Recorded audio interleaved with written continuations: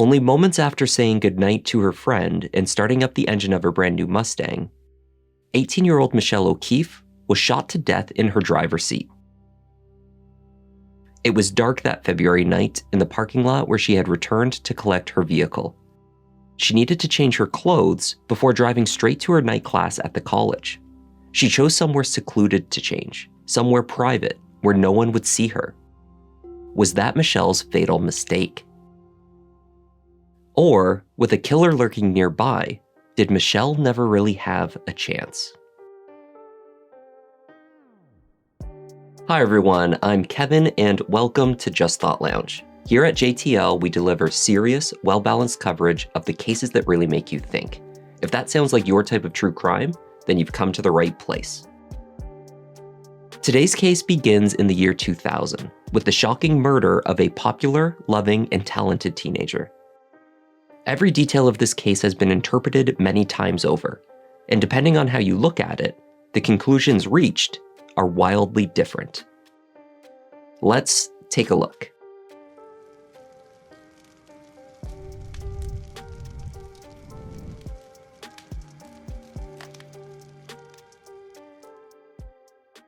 "18-year-old Michelle O'Keefe grew up in Hanford, California. Parents Michael and Patricia were very proud of their two children, Michelle and her younger brother Jason. Michelle was an excellent student. After graduating high school, where she was a talented cheerleader, she was attending community college and pursuing her dreams of becoming an actress. Based not far from Los Angeles, these dreams for the bubbly, smart, and ambitious teenager appeared within reach. The family's happy future, however, would come crumbling down one night in February 2000. On the 22nd of February, Michelle and her friend Jennifer Peterson set off for Los Angeles, where they were to be extras in a Kid Rock music video. They each drove their own vehicles to a park and ride lot in Palmdale. There, Michelle left her newly purchased blue Mustang and drove with Jennifer into LA. At just before 9:30 p.m., the two girls returned to the park and ride to collect Michelle's car and drive on from there. Michelle had a night class that evening, and she still had every intention of attending. Jennifer watched while Michelle started her engine and turned on her headlights. Seeing her back lights come on, indicating that Michelle was about to reverse out of her spot, Jennifer proceeded out of the parking lot. She was surprised when she did not see her friend's Mustang drive out immediately behind her, but Michelle was probably just looking for something in her car before driving out. She would be leaving shortly. Jennifer drove out the west exit of the park and ride and headed home. She never saw her friend again. There was a new security guard working at the park and ride that evening, 25-year-old Raymond Jennings. He started his shift only the second he had worked at the parking lot at 8 p.m. that night. About an hour and a half into his shift, at 9:32 p.m., Raymond radioed his supervisor, Iris Malone, in a panic. He heard gunshots from the west side of the lot. Over the sound of a car alarm ringing out from the direction of the gunfire, Raymond radioed, "Call the police." Within a few minutes, Iris had met up with Raymond, and the two of them, in advance of law enforcement arriving, proceeded in the direction that Raymond reported hearing the gunshots. On the west side of the park and ride, they came across Michelle's Ford Mustang. It had reversed into a median, keys in the ignition, the engine still running, headlights on, and the manual transmission in neutral. Michelle O'Keefe was in the driver's seat. She appeared to have been shot multiple times. Deputy Cox was the first to arrive on the scene. He determined that Michelle had sadly already passed from her injuries. He nonetheless called out for paramedics and other emergency responders. He also spoke with Raymond.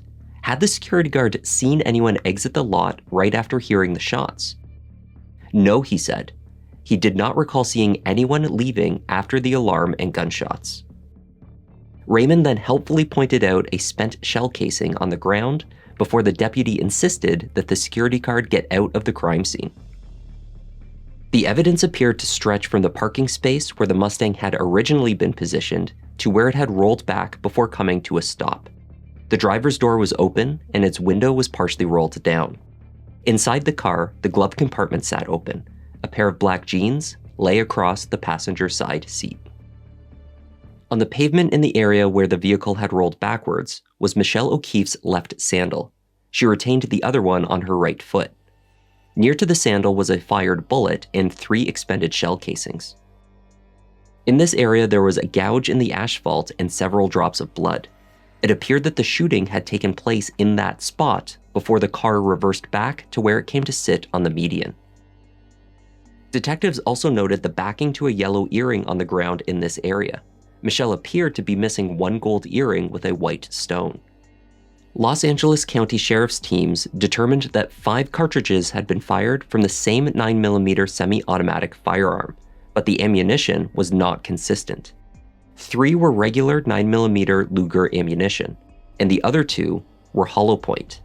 The significance of this was not immediately apparent, but it would later raise crucial questions about the nature of the murder.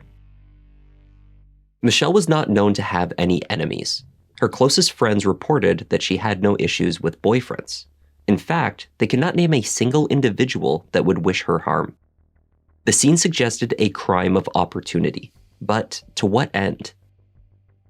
Detectives briefly entertained the possibility that Michelle was the victim of a failed mugging or carjacking. Michelle's cell phone was missing. She had last placed a phone call from her friend Jennifer's car only moments before getting into hers. The killer had almost certainly taken Michelle's cell phone. However, her purse and wallet, which contained $100 in cash, was left inside the vehicle. It was found resting between the center console and driver's seat. For this reason, the theory of a mugging gone wrong seemed less likely. Why leave the cash in the car?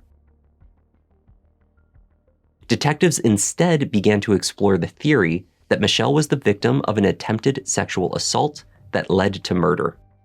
This theory explained why Michelle's shirt, a tube top, was sitting partially pulled down when she was discovered. I just want to know why they picked Michelle. Just want to know the motive. Los Angeles County Sheriff's Office called in the assistance and expertise of a behavioral analyst, Special Agent Mark Safaric. The special agent determined that it was unlikely that Michelle had been targeted personally, given the time and location of the murder. This aligned with the sentiments of friends and family who failed to identify hostility in any of Michelle's relationships. When Jennifer Peterson exited the parking lot in her vehicle, she believed Michelle was only seconds from following her out of the lot. This meant that the perpetrator must have already been nearby when they saw an opportunity. The state of Michelle's tube top led Agent Safaric to further establish that the crime was sexual in nature. By extension, the murderer was likely a male. From the perspective of the perpetrator, the agent determined that it would have been a low-risk area for an attack. The parking lot was relatively dark, it was remote, and there were ostensibly no witnesses. Michelle also told Jennifer that she was self-conscious about attending her college class that night in the clothing she was wearing for the music video, which was a bit revealing. She intended to change beforehand. When Jennifer returned to the parking lot with police to walk them through her movements that night, she noticed that Michelle's vehicle had been moved to a different parking spot. Likely, it was thought, Michelle had chosen to relocate her car to a more secluded spot in order to change her clothes. This would have given cover to the attacker. However, Agent Safaric wrote that a third factor completely changes that dynamic and significantly elevates the risk of the attacker being found out. The park and ride was constantly patrolled by a uniformed security guard. Raymond Jennings told investigators on 3 separate occasions that he did not see anyone else present in the parking lot at the time that the shots were fired. That left one person as the main or only suspect, Raymond Jennings. Raymond Jennings was a father of 5. He was a member of the California National Guard, and he had dreams of joining law enforcement, so he was studying part-time to become a U.S. Marshal. When Raymond became the key witness in a homicide investigation, he was extremely keen to be involved and to be helpful, perhaps too keen. Police invited Raymond into the station for a handful of interviews over the following weeks. He agreed willingly. On one of these occasions, he was given what law enforcement call a cognitive interview. He was asked to explain his assessment of the crime to the detectives, recalling all of his observations and thoughts about the incident, not just the facts of what he saw. He was asked his opinion on the motive for the murder, how he thought that the crime had occurred, and how Michelle had received her injuries. She got shot in the chest and was trying to get out of there. And when she put the car in reverse and was backing up, that's when the rest of the shots fired out. That's how I speculate. When I first seen her, the gunshot in her chest, that to me looked like the very first shot that was fired. It was just close range. It was very close range. Anxious to flex his investigative muscles, Raymond detailed back to investigators what he had deduced from the scene. He based that upon the position of the car, the casings he saw, the state of her body, and the wounds themselves that he had observed. By the time he had concluded, investigators were convinced that Raymond Jennings had intimate knowledge of the crime, knowledge that they believed only the killer would know. This was not the only suspicious element of Raymond's interviews. His statements also seemed inconsistent and not credible based on what they already knew. Iris Malone told investigators that when she first met with Raymond after he radioed to her, he had refused to come with her to the Mustang. He eventually did join his supervisor at the crime scene. He later told investigators that when he did arrive, Michelle was still moving. Like her hand was twitching, just shaking like that, or just popping up and down. Okay. And then I seen you can see a slight pulse in her neck, just it's real light. I thought she was still alive. Both Iris's statements and the opinion of the pathologist are counter to Raymond's version of events. It would have been impossible by that time for Michelle to have still been alive. I think that you saw the pulse, and I think that you saw the hand twitching. And the reason you saw all that is because you were there. The central problem with the investigators' assessment of Raymond's interview, which was largely overlooked, was that his description of what had happened to Michelle was not accurate. He believed that a laceration above her left eye was a gunshot wound, and factored this into his hypothetical theory of the crime. He was also incorrect in his theory of motive. Based upon what Michelle had been wearing, her revealing outfit for the rock music video, and her disheveled state, Raymond inaccurately deduced that she must have been a prostitute. It followed, he thought, that it was her line of work that had gotten her killed. She looked to be a prostitute in my eye because of the way she was dressed. So I thought it might have been a prostitution deal that went bad. Okay. The case that was forming against Raymond Jennings was based largely upon the assumption that he had to have committed the crime because there was no one else in the parking lot that night. Except, that was not technically correct. 2 weeks after the murder, the LA Sheriff's deputies arrested a teenager named Victoria Richardson for assault.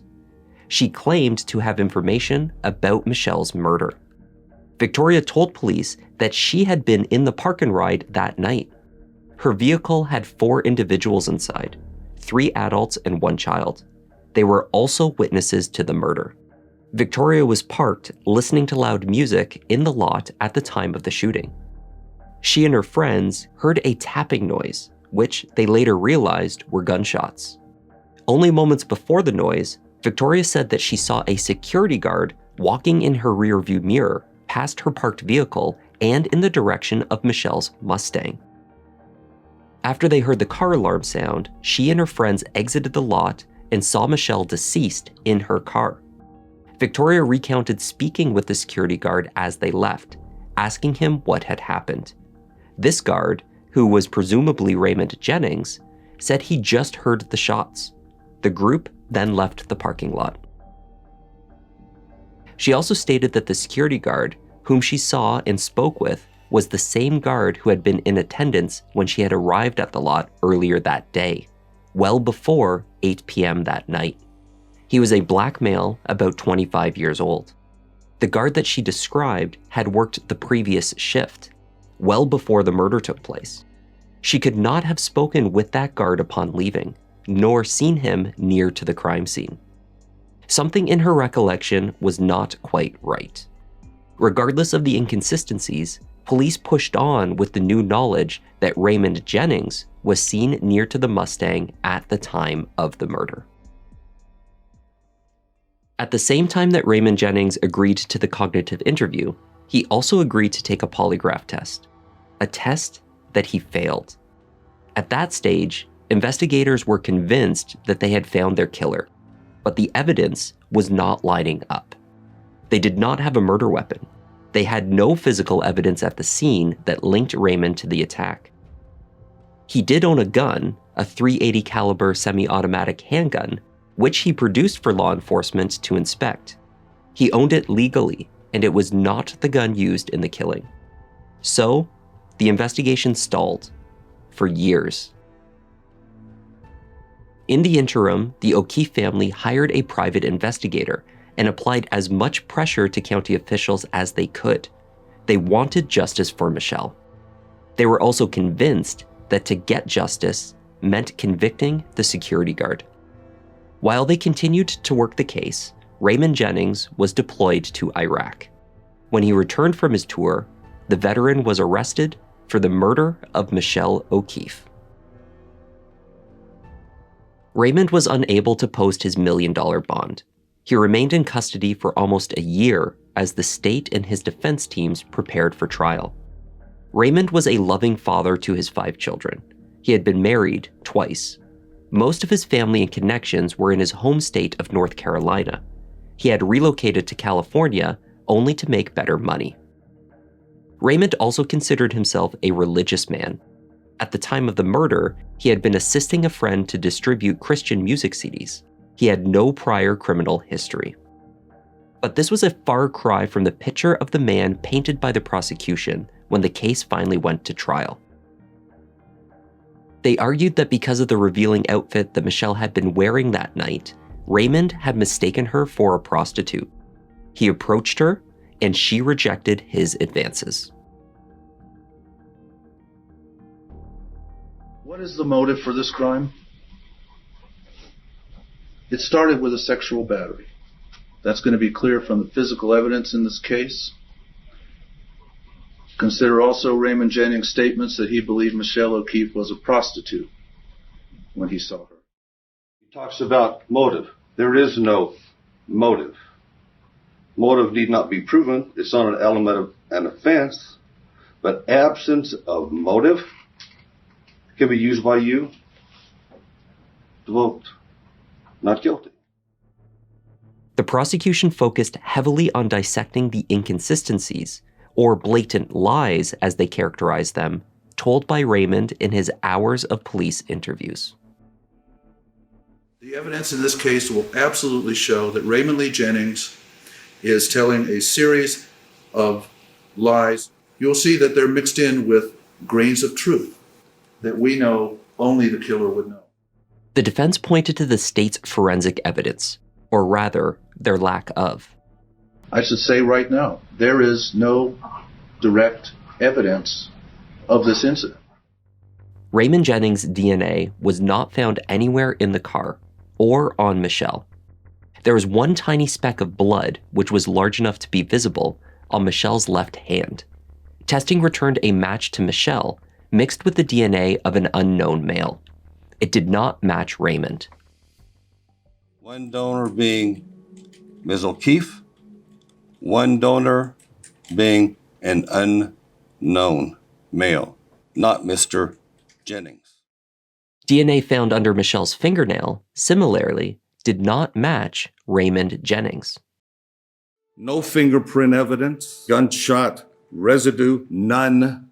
There exists no blood evidence, of which there was plenty, but none of which connects Mr. Jennings to this crime. A gunpowder residue test was never performed on Raymond. His person nor his car was searched for a weapon. He had been treated simply as a helpful witness, such that any evidence that may have dismissed him as a suspect was not collected. Raymond's uniform was not obtained by law enforcement until days after the incident. At trial, the state argued that Raymond washed it after the murder and before it was obtained by them. Raymond resigned his security role at the park and ride only days after the murder. He had been approached while on his patrol by two intimidating men in a red truck who had demanded to know if he was the guard present on the night of the murder. This encounter had unsettled him, and fearing for his own safety, he resigned. Raymond then promptly returned his uniform to his supervisor, who in turn handed it to the police. Despite what the state argued, when the uniform was taken into the lab, notes from the technician explicitly stated that it remained dirty. Raymond had not even bothered to wash it before handing it back to his employer. There was no blood, no gunpowder, nor any other physical evidence on the uniform linking Raymond to the shooting. Where it was, we don't know what he did with it, but we do know the type of evidence that was being searched for is the type of evidence that can be washed away or even brushed away. Victoria Richardson testified at trial that she had seen a security guard near to the Mustang in the parking lot. The state prosecution embellished this testimony, arguing that it placed Raymond Jennings at the scene of the murder only moments before the shots were fired. One other thing Victoria Richardson supplies in her testimony is a statement that the security guard walked by her car, parked 13 spaces from Michelle O'Keefe, right before the shots were fired. The jury deliberated for a full week before admitting defeat. They were deadlocked, and a mistrial was declared. Members had been in a majority favor to convict, 9 for guilty and 3 for not guilty. A second trial was pursued by the state of California in February of 2009, and again, the jury deadlocked. This time, however, the votes had shifted further, 11 to convict and just a single holdout. Michelle O'Keefe's murder had made national headlines for years, but nowhere was the publicity greater or as demonizing of her accused killer than close to her home in Palmdale. The first 2 trials had therefore been moved to downtown Los Angeles, but after 2 mistrials, the third attempt was held in Superior Court in Lancaster, the area where the crime had occurred. This third trial proceeded more or less as the previous 2 had. Victoria Richardson, who had testified in person at the first trial, was deemed unable to attend the next 2 trials. Her testimony was read into the record. The case relied heavily upon the testimony of Agent Mark Safaric and his assessment, which ruled out anyone as the killer who knew Michelle personally and ruled out robbery as a potential motive. He also dismissed theories that someone followed Michelle from the rock video filming. He discarded any idea that it was a gang-related crime because his risk assessment concluded that the murder was committed by a person acting alone. A ballistics expert testified that the ammunition used in the crime was a combination of different types made by different manufacturers. That fact, the expert told the jury, supported the prosecution's theory that Raymond Jennings' military training provided him with the skill and knowledge to combine different types of bullets to achieve an even greater degree of damage. Furthermore, the state prosecutor, in his closing arguments, leaned into the argument that Raymond had to have been the killer because he was the only one there. He told the jury that if 2 people go into a room and they are in there alone, no one knows what's happening between them. One of them walks out and the other is inside dead. Without knowing anything else, the law presumes that to be a second-degree murder. This third jury convicted Raymond Jennings of second-degree murder in December 2009. We, the jury, in the above entitled action, find the defendant Raymond Jennings guilty of the crime of second-degree murder. Michelle O'Keefe's family spoke at the sentencing hearing and pleaded with the judge for the maximum sentence. Michelle's brother Jason spoke directly to Raymond Jennings. After so many years, accept responsibility and you can earn forgiveness, he said. I sit here as an innocent man, and I've heard you speak on God as Christ is my Lord and Savior. I will stand before God, and this is one sin that that I will not be judged for. I'm at peace in my life. And I laugh and I smile because I hold no remorse because I didn't kill your sister. Jesus is my Lord and Savior, and I will stand before him. And I'll stand before him with you, and with you, and we'll answer to this question. He was given the maximum sentence, 40 years to life in prison. After nearly 10 years in prison, Raymond Jennings maintained his innocence, but his appeals had been exhausted. He had reached out to the State Innocence Project for support, but progress was slow. Without significant new evidence coming to light, there was little hope that the father of 5 would be released for several decades. His prospects changed, however, when in 2015, a civil attorney named Jeff Ehrlich took on Raymond's case. Ray Jennings is not a murderer. He was a witness to an awful, senseless, brutal crime, and he was convicted 5 years, or arrested 5 years later, convicted several years after that on the flimsiest of cases. Jeff's attention had been drawn to the case by his son, Clinton, who was a law school student. After reviewing all the evidence presented at the 3 trials and the available police file, the father and son duo were convinced that Raymond Jennings had been wrongfully convicted. By retracing the steps of the investigators, filling in the gaps, and seeking their own experts, the team managed to compile the new evidence that was needed. They outlined this in a presentation to the newly established CRU, the Conviction Review Unit. My office will not turn away from its duty to look at new, credible evidence. This newly established department were tasked with investigating any cases where the accused may in fact be innocent. The new evidence included a report from Technical Associates Incorporated, explaining that the absence of gunshot residue on the cuff of Raymond Jennings' jacket was proof that he had not fired a gun on the night of the murder. The team also discovered that the shooter would have had markings on their pant legs from having fired the bullet into the pavement. The absence of what was called pseudo-stippling on the uniform demonstrated that Raymond had not fired a shot into the ground at his feet, as the prosecution argued that he had. Ehrlich also retained his own FBI expert to analyze the case file. Agent Klismet poked holes across the report written years before by Special Agent Mark Safarik. Klismet concluded that the attack was almost certainly a robbery. He agreed with the former profiler that the murder was an impulse crime, born of the particular circumstances and of opportunity, but was not sexually motivated. The only indication of this was Michelle's shirt, which could easily have been adjusted down due to any number of movements during the interaction that led to her death. The robbers seized their opportunity quickly, and things went wrong just as fast. Klismet saw no reason that the murderer could not have been a female.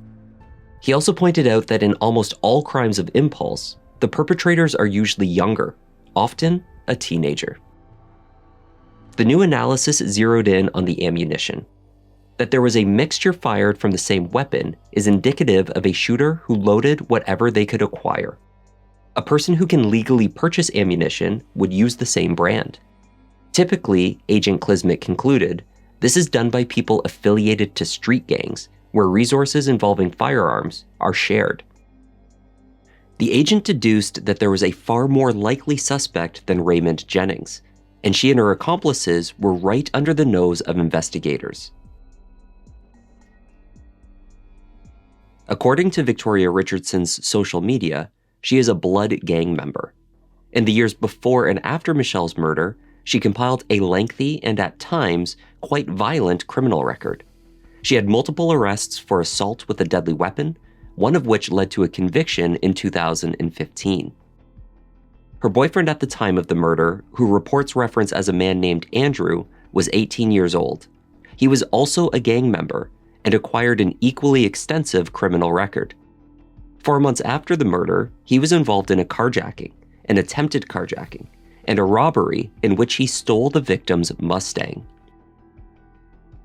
He used a 9mm handgun in the commission of these crimes, the same gun used in Michelle's murder. When Andrew was arrested in June of 2000, he was wearing an earring that matched the description of the one missing from the crime scene. This man was never questioned in relation to the murder of Michelle O'Keefe. Indeed, the identity or even number of individuals who were present in the SUV with Victoria Richardson was never verified. In March of 2000, roughly a month after Michelle's death, the LA Sheriff's Department received an anonymous tip via a local reporter about the murder. The tipster was a private investigator who had learned through a gang member informant that 2 other members of his organization were responsible for the murder. They were in the park and ride, stealing hubcaps and anything they could locate of value when they witnessed Michelle O'Keefe get into her vehicle. They attempted to carjack her, but something went wrong. According to the tipster's informant, the 2 killers believed that there was a witness to the murder, a white man who was about 30. Raymond was 25 years old, but could have passed for a few years older. He had also been approached and felt threatened by 2 men in the lot only days after the murder, prompting him to resign due to concerns for his own safety. The identities of these 2 men remain unknown. Attempts to validate the tip failed. The Convictions Review Unit may have investigated this further, but no information has been released. The totality of this new evidence, however, when paired with the information already available but reinterpreted, gave the district attorney's office reason for pause. They had spent 4 years and 3 trials to convict Raymond Jennings, but now had lost confidence in the conviction. Everything that could possibly have gone wrong did go wrong until the district attorney, this administration, created the Conviction Review Unit. That if a jury was in possession of the information that we're aware of now, they would not have convicted him. The DA's office, in conjunction with the Ehrlichs, petitioned a judge to have Raymond Jennings released from prison.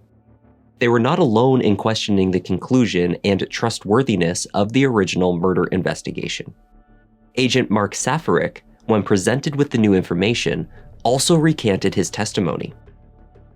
He explained that he formulated his opinions about the case and his testimony based on his assumption that the investigators had interviewed all witnesses who were present at the scene when the murder occurred, and had explored their criminal backgrounds.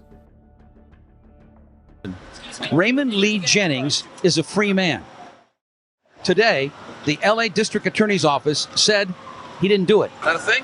He didn't say a word, and he did his best to avoid the media as he left the courthouse. 3 trials, 2 in a hung jury. The 3rd trial found guilty after a month of deliberation. On January 23, 2017, Los Angeles County Superior Court Judge William Ryan vacated the conviction and found Raymond Jennings factually innocent. He had served 11 years of his sentence. In March 2017, the state of California awarded him just over $538,000 in compensation. The O'Keefe family was not pleased that the decision to convict Raymond Jennings, made by a jury, could be so easily overturned by the CRU, a unit that had only just been formed and seemed to have the power to override the justice system. And then it goes through the Court of Appeals, and the Court of Appeals supported the court's decision on the thing. So based on all that, I mean, what more do you need? In the years after they lost Michelle, they also lost their son Jason to an overdose. The couple, now divorced, have suffered the loss of 2 children and the reversal of the one piece of solace they had, knowing that their daughter's killer was behind bars. And that was the tragic case of Michelle O'Keefe and Raymond Jennings. Thanks for watching. I'm Kevin. This is Just Thought Lounge, and I'll see you in the next one.